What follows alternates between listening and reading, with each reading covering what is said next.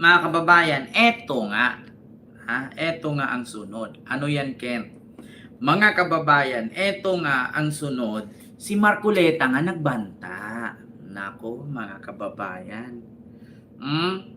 Nagbanta nga, mga kababayan, si Marcoleta na wag daw kukurap bukas. Nako, Marcoleta, baka mapadali ang warrant mo niyan. Eto po mga kababayan, nagbanta po si Marcoleta, mga kababayan, bukas guguluhin ba ata nila ang Senado? Magkakabarilan yata dyan, magkakapatayan yata. Nagtatanong lang ha. Sabi dito mga kababayan, Marcoleta, halatang stress nangungulubot na yung mukha. Lang namin ang inyong total support, sabi niya. Humingi ng suporta si Senator Rodante Marcoleta sa nakatakdang pagdinig ng Blue Ribbon Committee tungkol sa maanumalyang flood control project bukas, June 4. Bakit ito na po ang pinakahuling pagkakataon na ang katotohanan, ang katwiran ay mananaig?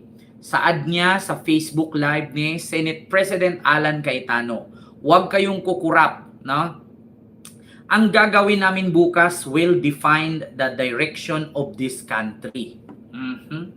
Ayan na naman tayo, tapos magbibitbit na naman kayo dyan ng 18 ex-marines, tapos wala na namang notaryo, peke na naman, tapos yung script, Gutesa style, magbitaw ng pangalan, manggamay ng politisyan, tapos pag hinanapan ng ebidensya, hindi babalik, hindi sisipot, tapos sabihin, magtatago for the security. Alam ko na yan mga kababayan, yung gagawin nila yan bukas, kasi nga, Blue Ribbon daw sila about sa flood control.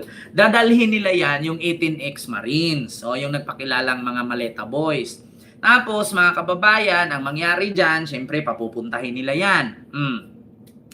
Papupuntahin nila yan sa Senado, pasasalitain nila yan, tapos magsasalita yan na ito si Senador ganito, si Senador ganyan. Mapapansin niyo yan mga kababayan na halos Senador ituturo yan yung puro grupo nila Tito Sen.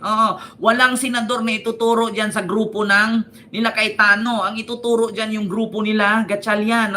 Sabi ko sa inyo mga kababayan Tapos, habang nagbibitaw ng salita yung mga 18 Marines na yan, pagka ipatawag sa sunod session, hindi na sisipot. Kasi ang bakit? Sasabihin na naman nila, tinatakot, yung seguridad. Di ba? Ganyan ang ginawa ni Di ba? Ganyan ang ginawa ni Gutesa.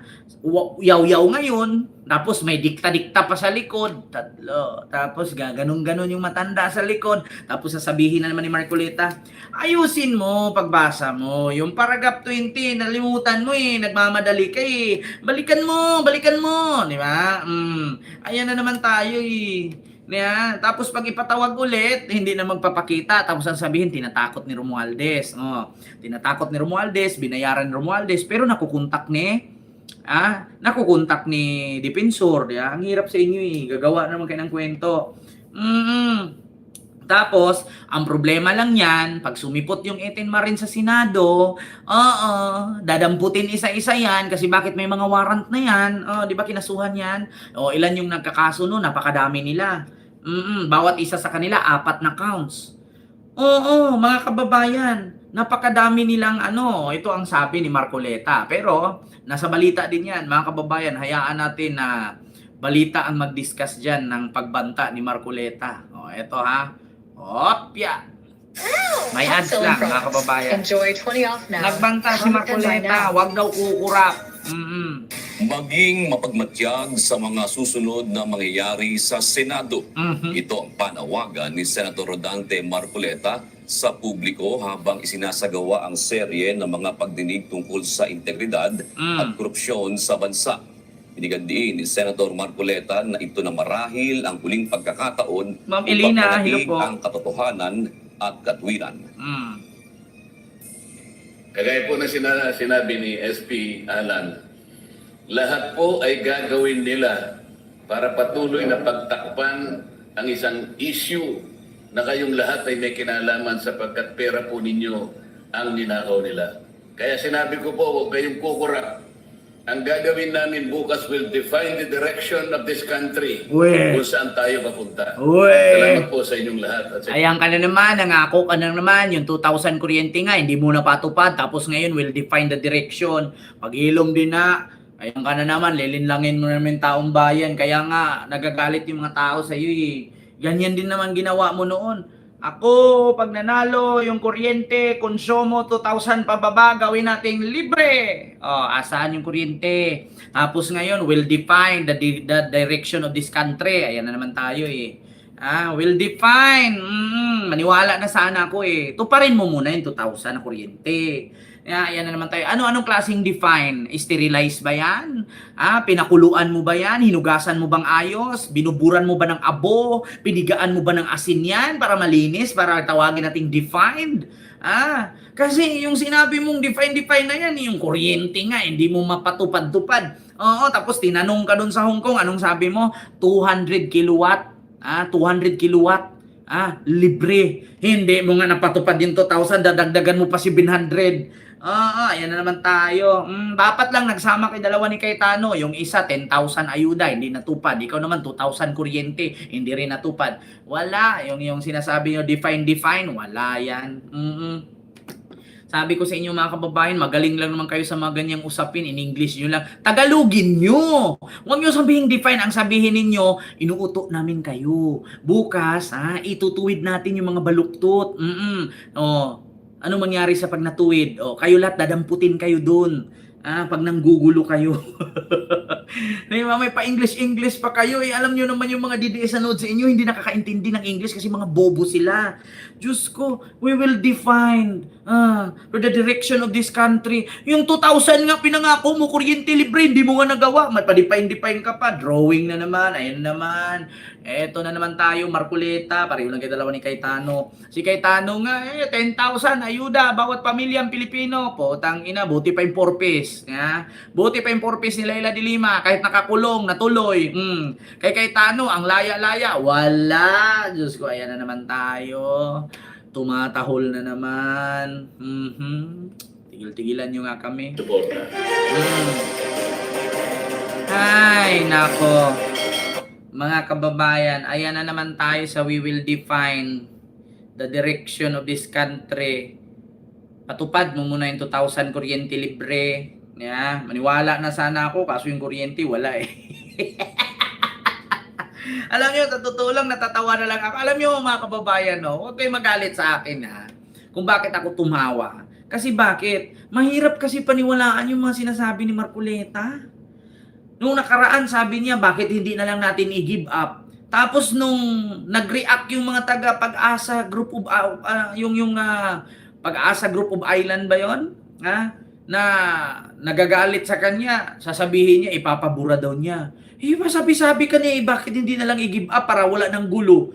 Tapos nung, 'di ba? Tapos nung naano na, mga kababayan, noong napuna na siya, sasabihin niya, wala akong sinabing ganun. So anong bungo lang? Bungo lang kami? Diyos ko, nakatelevize yan buong bansa. Tapos wala akong sinabing ganyan. Wala naman akong sinabing i-give up. Tapos, ngayon sabi, ako, tatakbo akong senador. Ako, unang plataforma ko, yun yung aking gagawin. Pag ako nanalo, yung kuryente na konsumo ninyo, 2,000 pababa, gawin nating libre. Tapos ngayon, nakailang buwan na siya dyan. Yung kuryente, mas lalong tumaas. Walang libre. Diyos ko, mga kababayan. Tapos yung nagtupad nung kanyang sinasabi, si Sandro Marcos. Diba? Yung nagtupad ng kanyang sinasabi, si Sandro.